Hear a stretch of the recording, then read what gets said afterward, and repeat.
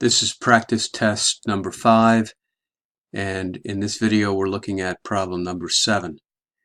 We're told from a population with a mean of 13 and a standard deviation of 3, you took a sample of 9 with a mean of 11. And the question is, what is your observed z-value?